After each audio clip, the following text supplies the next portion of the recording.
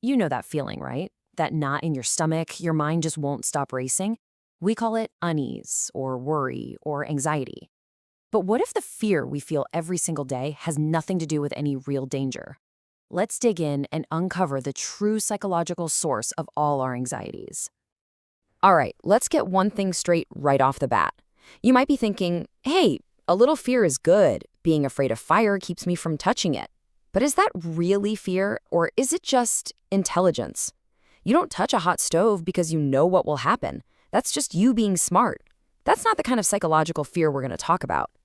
So, yeah, there's a huge difference between a healthy instinct, like, jumping out of the way of a speeding car, and the kind of fear that just lives up in our heads. We're going to focus on that second kind. So this is what we're really up against: psychological fear.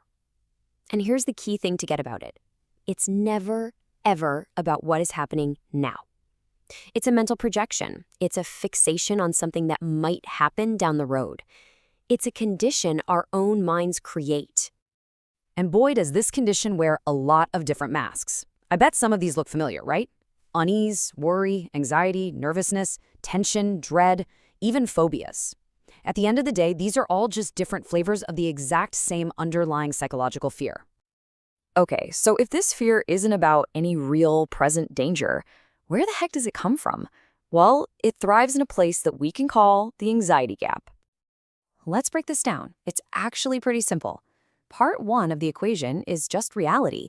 Right now, you are here, in this present moment. This is the only place you can ever actually be, and it's the only place you can ever handle anything that comes your way. But, and here's the problem. While your body is right here, your mind is a little time traveler.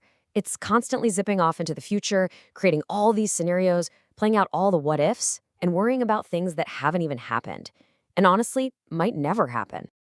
And that gap, that space between the present moment where you are and the imagined future where your mind is, that is the anxiety gap. It's the breeding ground for all psychological fear. All right, but what's causing our minds to do that in the first place? What's driving it to create this gap? Well, let's pull the mask off the real culprit. It all comes down to the ego. Now, this isn't the real you. It's the mind-made self. It's the story you tell yourself about who you are. It's made up of your thoughts, your job, your opinions, all that stuff. And here's its secret. This mind-made self is incredibly fragile. It lives in a state of constant low-level threat. And think about it. An emotion is really just the body's reaction to a thought. So if the ego is constantly broadcasting this message, danger, I am under threat, what emotion do you think that's going to create in your body? Fear, right? It becomes this constant low-level hum of anxiety. Now here's where it gets really wild. The argument is that whether you're afraid of losing a job or being rejected or failing, these are all just different versions of one single underlying fear, the ego's absolute terror of its own end, of annihilation.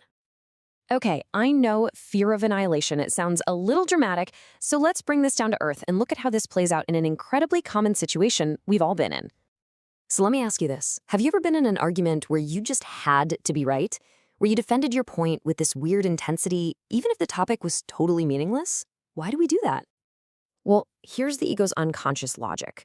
First, you identify with a mental position, an opinion, a belief. It becomes a part of your sense of self. So if that position gets attacked, you feel like you're being attacked. Your mind-made self feels threatened with total destruction. To the ego, it's this simple, this terrifying. To be wrong is to die. That's why arguments can get so personal and so intense. It's not just a disagreement. For the ego, it is a life or death struggle for survival. Okay, so that's the diagnosis, and yeah, it sounds pretty bleak. But here's the really good news. Once you see the pattern, you can start to disarm it. This is where you find your real power.